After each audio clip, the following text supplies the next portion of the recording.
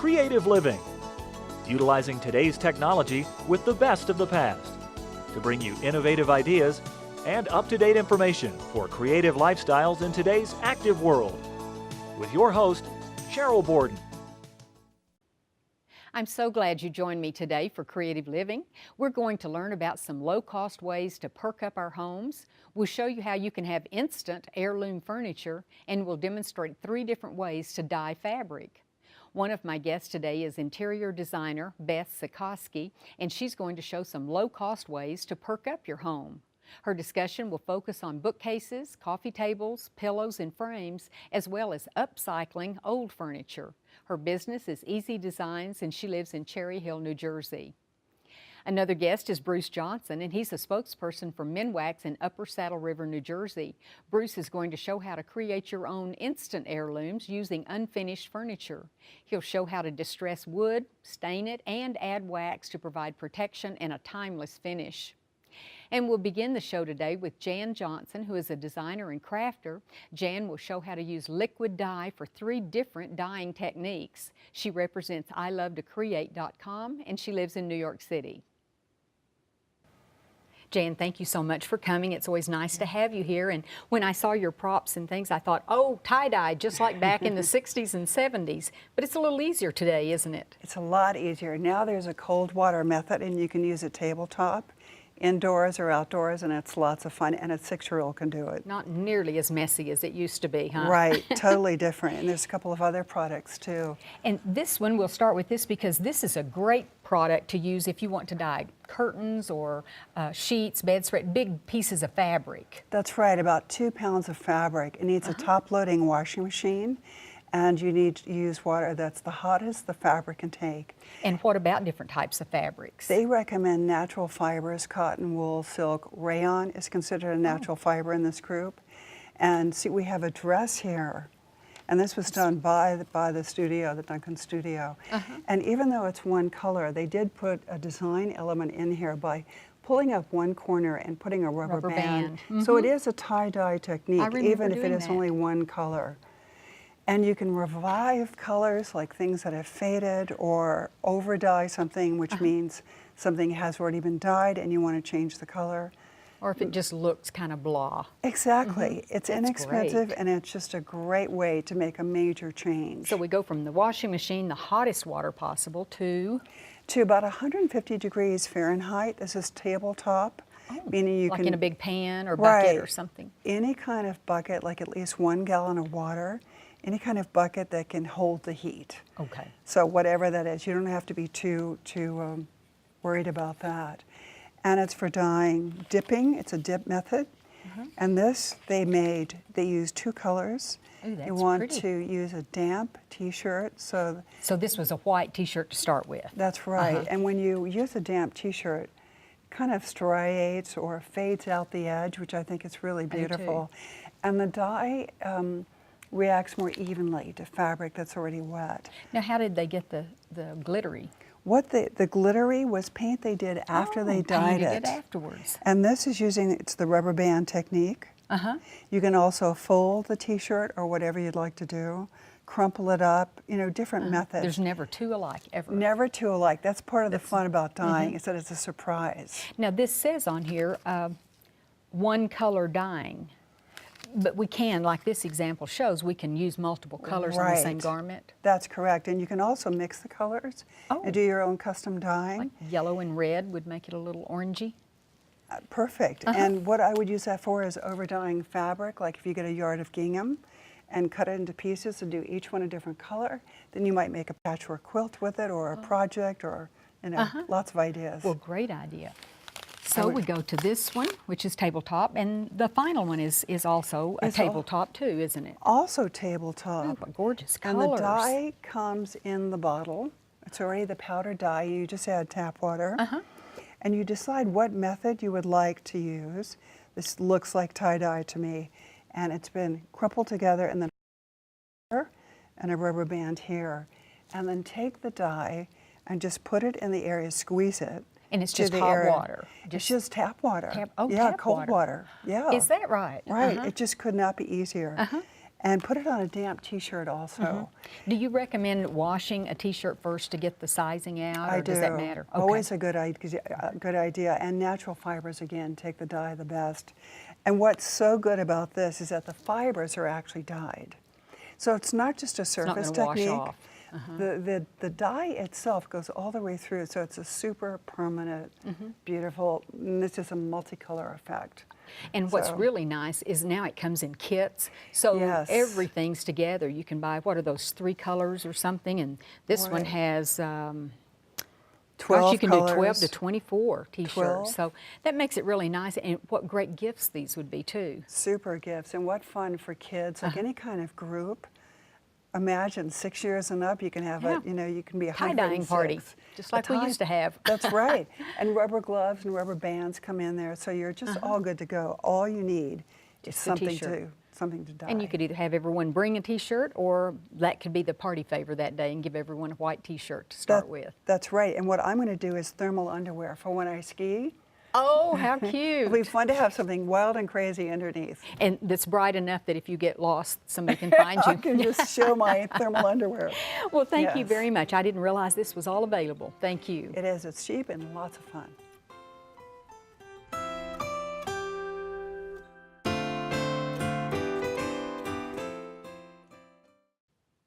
Bruce, thank you so much for being here. Yep. I noticed that we're going to talk about antiques, and I think we all sort of live and dream that maybe someday we'll have some actual antiques in our home, Right? but Yeah. most of us probably will never be able to afford it. Well, there are always family heirlooms that you might inherit, and antiques aren't always expensive, but they are something, they're a responsibility. If you have antiques in your house, you also have to keep in mind that you don't want them to get damaged. Sure. And if you've got pets and kids, and my theory is, as long as there have been antiques, there have been reproductions. Oh, and what we're going to good do idea. today is how to create an antique reproduction. Oh, So okay. you could have the look and feel of antiques without the responsibility. And still keep your kids and pets. Yeah. Okay. Yeah. And what you want to do is, whatever style of antique you're wanting to imitate, do a little bit of research first, so you can get an idea what they're supposed to look like. Good idea. One of them is, sponge painting. That was done, in Pennsylvania, in the early Dutch colonists brought that idea over with them. So if you wanted to do that, get a book on it, study it, so you know exactly what you're imitating. Right. And It's much like faux painting. You want to learn what all those layers are about before you start putting them on. Right. And then my other piece of advice is, start with a small project first. Yeah. These inexpensive pine stools like this are great, because if you mess up, you haven't got much invested. That's true. You Good can always point. save it. Now, we want to start by doing a little bit of preparation on this. As always, I always like to give it a light sanding, medium grit sandpaper, always going in the direction of the grain of the wood. That way we don't have any unnecessary scratches. And then we want to make sure that it's not going to turn blotchy. So we want to put wood conditioner on it. Now, I've already put the wood conditioner on that one, but I'll show you on this board what the Minwax, this is called Minwax Pre-Stain Wood Conditioner. You just brush it on. Now, is it oil-based, water-based? This is oil-based. It's available both in oil and water. And this is the oil-based version. And we'll let that dry about 15 minutes to 2 hours before we put on our stain. Depends on humidity and weather. Exactly. And, And now on this ventilation. one, I've already got my pre-stain conditioner on there. But before we stain it, though, we're going to do a little distressing on here. All right? I've always thought that seemed so mean to do that to furniture. Well, this is worse. We're going to do some wormholes here. So we're going to actually take our hammer and nail. And if you've ever seen a real antique, you know that the wormholes are generally clustered around each other. And so we'll put a few of them in there. While we've got our hammer, let's give Get ready. Let's give it a few dents. And pay attention to what you're doing. You don't want to overdo it. We used to make the joke about taking the chain and beating it with it. Well, the chain's okay, but what I prefer to do is to do more of the more control. Control. Yeah, more control. But we're putting some wear in there. And then also we would take a file and file off some of our edges. Because over the course of a couple hundred years. Oh, it's worn. It's worn. I see. So the edges are going to. So we'll do this after we put on our wood conditioner, but before we put on our stain. Okay. And in this case, I'm going to use a stain called Gunstock. And I'll let's use our brush here. So you could use a cloth, but Yes, yeah. And with the stain like this, you brush it on, and the longer you let it sit in, the richer, the deeper the color is going to be. Right. And I'll just spread that across here. See if I can do some on the Oh, front. it's interesting to see what's going on with Yeah. the because dents. Now we're going to see, because before you couldn't see, and that's why I say you want to be a little careful about not overdoing it, Yeah. because then when you wipe your stain off, you're going to see that the wormholes we made and those dents, they show up even better because they soak in extra stain. Extra, and they're a little darker. Yeah. Yeah. So is that really how, did worms really create the first wormholes? Absolutely, yeah. Oh. Wormholes were from worms that would crawl into wood and eat their way through it, termites and that sort of thing. Oh. And so this is a way we can duplicate that look. Okay. Now, we've got one there that's a little bit more completed. And in a case like this, we've got our stain on here, we've done our distressing, but we want to put a finish on here. Now, what we wouldn't do on this is to put a glossy polyurethane. We want something that's going to, again, Authentic. And in the colonial era, they would have been more apt to be using like an oil finish. Oh, So yeah. we're going to use a product that's actually called Minwax Antique Oil. Oh, that's handy. And again, easy to apply. One of my favorite finishes because it's going to seal and protect the wood. Because remember, we're going to use this piece of furniture. We're not just going to look at it. But as you can tell, the antique oil is soaking into the wood rather than laying on top of the wood. So we get more of the antique effect that we would have found on a true colonial piece of furniture. Sure. Yeah. Now, in case we're working on other projects, is this project okay to use on other Absolutely. stained Oh, items? Yeah, Okay. the antique oil is based on that That's early beautiful. formula of the penetrating linseed oil type finishes, but it's designed to dry faster and I give see you- where you just gave us some filed extra that distressing. off. I You know, like that's that. the thing. You can always give it that extra distressing. You can come along later. And in fact, let's take a look at this, what I call a shaker style over here. You know, the shakers oftentimes put a paint or a heavy stain on the bottom and then left the top, natural. Oh. And what I've done on this one is I used the Minwax Express Color. This is that water-based stain that we talked about before to get the dark green color I like on here. And then as you can see, I took the file. But notice, It looks worn. I took it off just in the places Where that your it would feet. wear off. You know, that would be where your heels would hook over it. And then especially down at the bottom of the feet, yeah. you know, where you would have some extra wear down there. So actually you start by putting your stain on, and then you start taking some of it off with your sandpaper and your file to give you something that's far more realistic and antique see. looking. So, yeah. And finally, you know, we talked about fly specks. Those, you know, Oh, and yeah. one of the things I like to do is I take some of the, in this case, it is a water-based stain. This is the indigo stain. And I take a toothbrush. Now, you want to do some experimenting with this at first. You take the toothbrush, and then you just pull a screwdriver Oh, I or a board see. through it. And what we've done is we've created fly specks. And you couldn't do that very easily one at a time. But No. if you use the toothbrush and the stain, and again, just dab a little bit of stain on there, pull it across, and it will create Yeah, those flecks. that makes some are bigger, some are smaller, Exactly, some are yeah, almost and minute. more realistic. And this is something you would Now, again at do what point would you do this? afterwards. That would be one of your that's the last last steps. steps. Yeah, one of your Oh. last steps. Because if you did it too early, you'd actually be taking some of it off. Oh, okay. You know, so again, the idea here is do some research, figure out what sort of a look you want, experiment with something that's not Too critical expensive. importance. Yeah, and then go through these steps because that way you're going to get the distressing, but yet you're going to get a good durable finish on there as well, and have fun with it. Wow. And I like your idea because I have seen these, and it's amazing how you can find something and recreate exactly Absolutely. like, Yeah, yeah. and you wouldn't think I was capable of doing Yeah. that. But they're simple steps. And anything you break down into steps becomes much easier. And then again, unlike the true antiques, we don't have that responsibility of worrying about something happening to them. That's great. Well, thank you so much for showing us Oh, it's how to great do fun. this.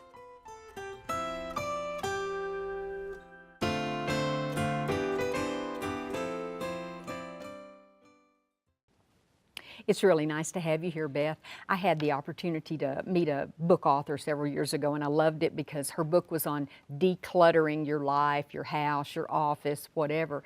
And I found after reading that, I really do fall into that category with my home. It's very hard for me to get rid of things, even if I find a new item that I want to buy and add to a room, I don't get rid of anything else in there. Right, right. How important a role is decluttering in your line of work? Oh, it's extremely important, especially with real estate staging, which I also do. Oh. I find that when I walk through a home that almost everyone has too much clutter.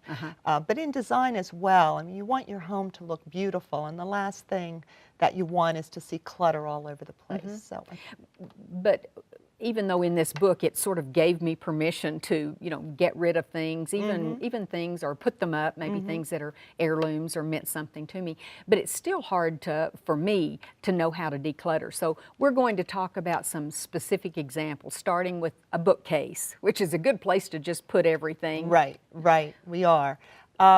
It's interesting, bookcases are a challenge because one of the most common mistakes people make with them is the only thing they put in them Are books. That's right. And what ends up happening is that it begins to look very, very cluttered, more and more books. And one of the things I often say to a client when they have so many books is, how often do you look at these books? And once you've read them, odds are you rarely pick up the book again. So what I'd like to do is to talk a little bit about how you can make beautiful arrangements with your bookshelves by using books, but also using some other decorative items that will really create a beautiful space that someone will be drawn to rather than hide from because of Even the clutter. some of the small items that we have here on the table. Yes. I noticed you've worked some of those in. I have, yes. So the key is when we're talking about arranging a bookcase, we certainly want to use books, but we also want to add art, photographs, and small decor items such as some of the items that we have here. And you can find those very, very inexpensively in a lot of different places. So And books don't have to all go the same direction. That's I learned. correct. I like to recommend that you only use hardback books, and when you do that, you want to make sure that you're removing the jackets from those books, because what you'll find is beautiful leather-bound books in a variety of different colors. And so the colors not only provide interest, but also pops of color throughout the bookshelf. So the one that we're looking at here, you can see that we're stacking both vertically and horizontally. And then once we've done that, we're also adding little finials and pieces of art and photographs, and what you've ended up creating is a beautiful little very pretty space. Yep. Okay, and this is the same bookshelf, but we The can see opposite it side, yep. the opposite side, and you can see Yep. in greater detail. That's right. That's right. And there's plenty of little things you can add at no cost. For example, there is a wicker basket sitting right in the middle, used as a bookend, and we purchased that for probably $2 and spray painted it red because there were red accents in the room, and there it is. Yeah. And the next part of a room, and I find this more so now that we have so many electronic gadgets, is the coffee table used to have one nice centerpiece in the middle That's of right. it, and now it has a centerpiece or maybe two centerpieces, and then every remote control in the house. And coasters, because yeah. So one of the great things to declutter with is what we have here is a faux book. And I'm sure most of you have seen them, but I think they're one of the greatest inventions in the last 5 or 6 years. This is a small one, and as you can see, it opens up and has a little compartment. But they come in various sizes, and I think if you were to purchase one that was about twice this size, you could put 2 or 3 remotes and all those coasters, and you'll really declutter your coffee table. Good idea. And they're very attractive, so they could be used in other places as well.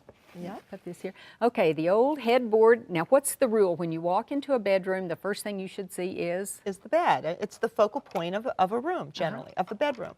And I'm surprised how often my clients do not have any headboard at all. So this next set of pictures simply shows a bed that doesn't kind have... of blah when you look very, in there, very isn't blah. it? And give you a couple ideas of how you can create an inexpensive headboard. The first one is using bifold doors with molding around it. We've painted that and very mounted nice. it, and it created a nice cottage look and a very pretty focal point. And the wall's still the same, so it's that contrast with the light against the dark That's right. walls. Really That's does right. make it stand out. Another approach that is relatively inexpensive, particularly if you're handy, is an upholstered headboard. I like that and look. Really all you need are a few 2x4s, some plywood, and a lot of batting, and then whatever fabric you'd like to use. And you put it all together, and you've created a beautiful headboard. And it's a soft softer look, I think, when it's an softer. upholstered. A little more tailored. Uh-huh. Oh, this is pretty. Yep, another sample, and then a third sample of an upholstered headboard. Oh, okay.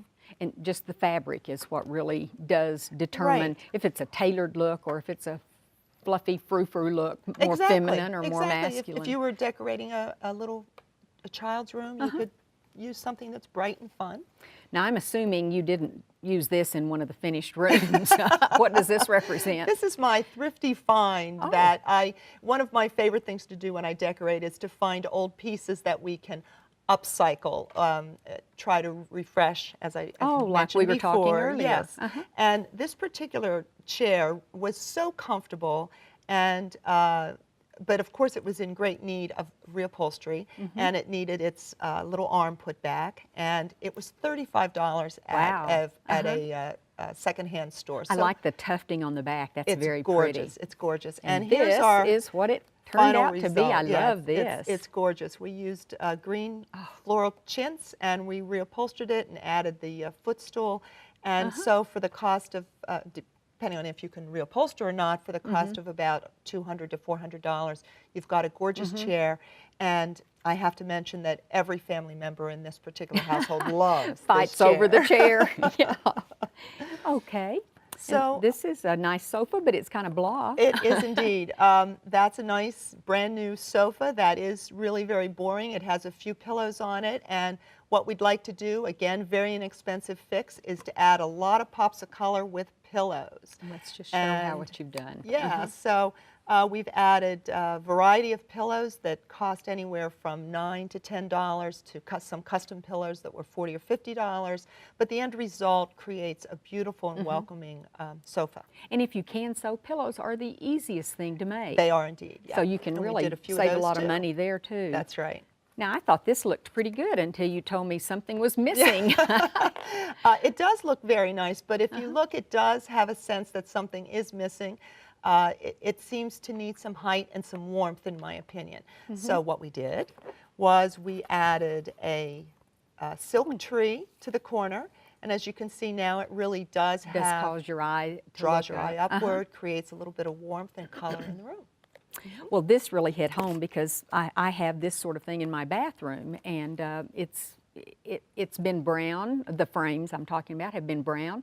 Then when I lightened the room to white, they were so easy to change, and they were very inexpensive when I got them. Right. Yeah, finding old frames in antique stores and yard sales and garage sales is easy, and it's inexpensive, and you can create some beautiful, beautiful mirrors or... You replaced a medicine cabinet, We didn't you? did. in We here, which replaced a was medicine cabinet in a dated. powder room and added that as the mirror. I and love it is this the focal mirror. point. Or this, no, this is a frame, but it's This with is a bulletin board Right. or It's something. an inspiration board, yes, that we put that in someone's office and just used corkboard with some batting and some fabric. And when you got tired of it, you could. It's so much easier to change. That's right. That's right. And then last but finally, not yeah, least, this one was beautiful. a $15 find that needed cleaned up and restained, and we added a beveled mirror, and now we have a beautiful addition to the entry hall in this particular home. And it looked like all of the chair and the end table and the mirror were all bought together. They looked like the same line of furniture. I try to keep an eye out for things Oh, like I that. guess you do. All right, well, we know what to do on the weekends. Go to the flea markets or the garage sales because you really can pick up some things sometimes. Absolutely. Thank you so much. I appreciate you sharing all these ideas with us. My pleasure. Thank you, Sheryl. I hope you enjoyed the show today. Next time on Creative Living, we'll learn how to live deliciously, gluten-free. We'll talk about 5 tools to help shape small businesses, and we'll explain what we mean by an aromatic kitchen. One of my next guests is the founder of an online resource for helping people live deliciously gluten-free. She will also explain why other people may want to consider a gluten-free diet, whether they're gluten intolerant or not. Another guest is going to discuss some tools to help shape small businesses as he highlights the impact small businesses have on this country.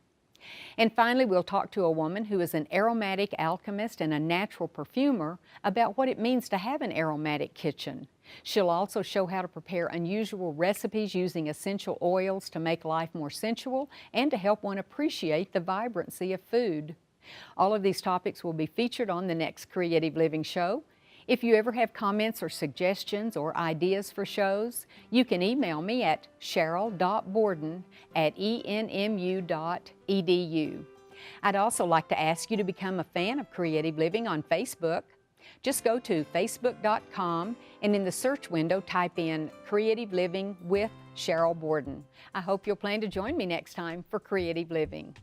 We are very pleased to offer a new booklet that accompanies this series of Creative Living. This booklet is titled the 6700 Series, and it features a wonderful collection of ideas and information, and it's available free of charge on our website. Posted as a PDF file, you can simply download the entire booklet or just the segments you're most interested in. You'll find information on foods, nutrition, clothing, fashion, health and beauty, home decorating, and much more. For your copy of this new booklet, go to our website at kenw.org and then click on Creative Living. Scroll down to the booklet section and you can click on this booklet, or on any of the other booklets we have available online. Just go to kenw.org, click on Creative Living, and download the booklet titled the 6700 Series. We also invite you to sign up for our free e-newsletter. Just go to kenw.org and click on the Sign Up Now button and input your email address. That's all there is to it. You'll enjoy reading an up-to-date newsletter filled with interesting topics and information. Thank you.